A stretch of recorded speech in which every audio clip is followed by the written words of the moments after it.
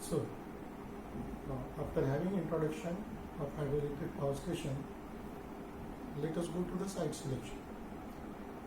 Dear friends, site selection is the biggest problem with erection of hydroelectric power station because it covers large area.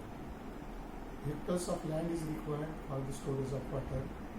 This leads to many problems like rehabilitation of the peoples, their settlement, and for this generally people are not willing.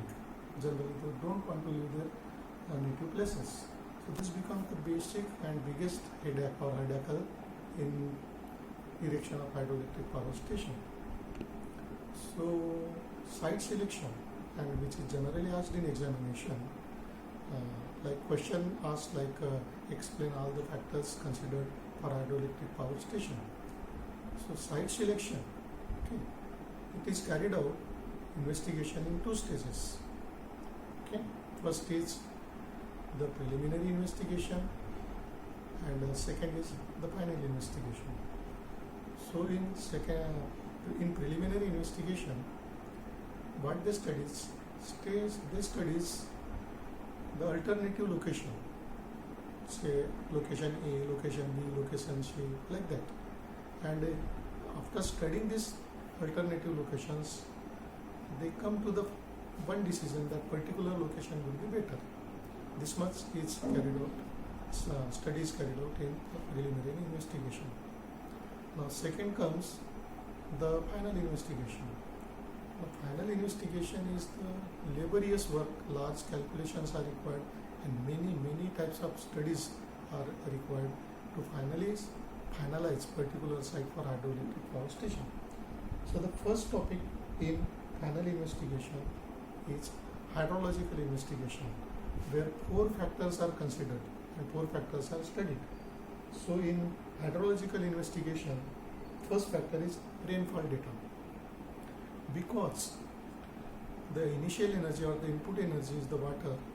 It is studied how is the rainfall in that particular area, because suppose 1 year or 2 year raining is good and 3rd year raining is not good, so ultimately water crisis will be there, the power generation would be stopped, and therefore how is rainfall, so year, 2 year, 3 years data is studied, or rainfall data is studied there, and then they decide in particular area the raining is good, that would store more water, and then that particular area is finalized. Second is the storage capacity. Now storage capacity is again essential, because unless the water is stored in the dam, how the power will be generated, isn't it? Because if the capacity of storage is not proper, adequate, so power generation will cease. Okay? And therefore, what would be the storage capacity, how much water would be stored after construction of the dam, this is also studied in this hydrological investigation. The third point is head available. Now, once the dam is constructed, when the water is stored, so how much head it will provide for power generation, this is also studied.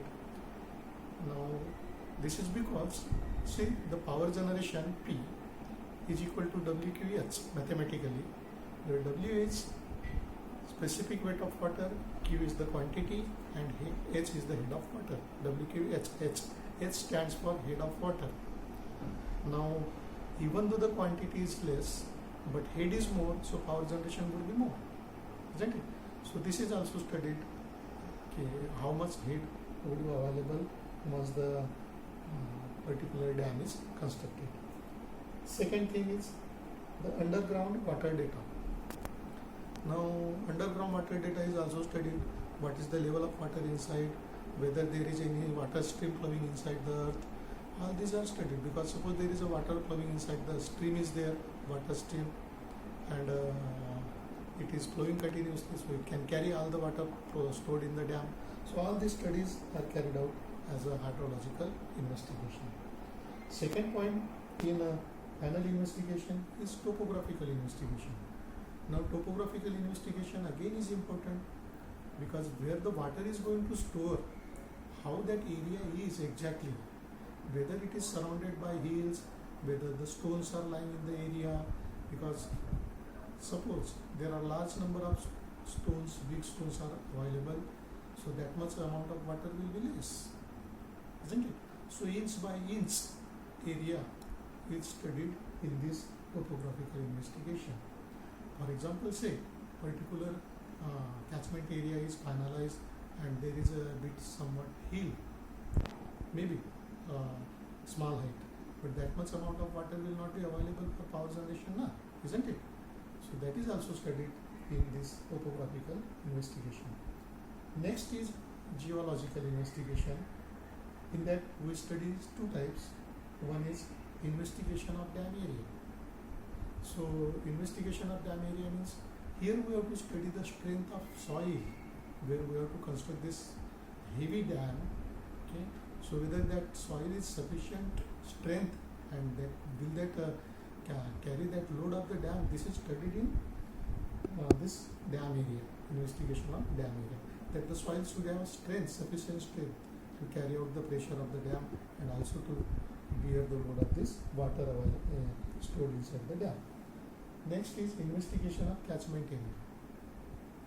Now in investigation of catchment area as a geological investigation, so what geologists study there, for example, they study inner structure of the earth, how it is, okay, and suppose the geologist found some noble metals inside.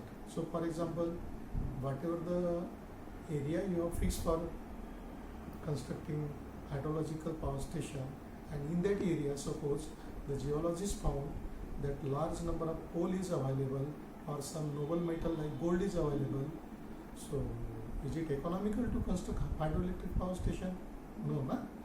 So such investigation is carried out. Suppose there is even the coal mine, so they can take out the coal, they can mine the coal from that instead of constructing the hydroelectric power station. So likewise geological investigation is carried out. Then is the sedimentation effect. Now friends, this is again very important factor to consider as a sedimentation effect. We know generally these power stations are surrounded by hills, forests, okay, and generally these are constructed at the base of the hill. Now when the raining is there, so all the mud, dust, woods, they come along with the rainwater and get stored in the dam area. So every year you will find the storage capacity of water will go on decreasing, isn't it? Because every year slowly that dam will fill up with the mud, stone, grit, dust, all these things. So such type of sedimentation studies also carried out, and here they expect how much years this particular power station will work. Historical evidence is that many power stations which were erected for the life of 250 years, okay, they have to stop within 50 years. This you can refer to Punwar also. So they have to stop within 50 years. I mean, this much amount of money was kind of a waste, because the expected life was 250 years, and because of sedimentation they have to close within 50 years, isn't it? So this sedimentation effect is also studied in well. Next effect is the pollution effect. Now, so after studying sedimentation effect, the next effect is studying pollution effect. Now generally earth, which is considered or which is bound for a hydroelectric power station water storage, if that soil contains sulfur, okay, so it can generate sulfur dioxide, or sulfur dioxide could be generated because of biological degradation of materials. So when this sulfur dioxide will mix up with the water, it can form sulfuric acid, that is H2SO4. Now when such acid is created, so the acidity of water will be increased, and this water, which is contaminated with sulfuric acid, moves through the turbine blades and many other accessories. They will corrode. Not only this, the generator elements like brush is there, winding is there, it will corrode, and because of this corrosion, the efficiency of power generation of complete setup will drastically reduce, and therefore this pollution effect is also studied, and which is important to consider for hydroelectric power station site selection. Friends, next and last is which is environmental consideration. Here we have to study the local culture, one point, and the second point is preservation of national monuments. Now, local culture is generally what it says. A particular area has a specific culture. Now, when such a big projects are constructed, many people from different regions, different area of people, they gather there and they try to induce their culture, and therefore generally local peoples, they oppose the introduction of new culture or the disturbance of their culture. So here one has to think, or we have to take care that the local culture will also be preserved. The local culture will not get disturbed. Second, preservation of national monuments. Now I will give a very good example. See, for example, just nearby us there is a Raigad Fort, which is kind of monument, national monument. Okay, we know it's a fort of Chhatrapati Shivaji Maharaj. Now suppose we find that just constructing one dam, we can get a beautiful hydroelectric power station there. So is it possible? No, because that place is considered as a national monument.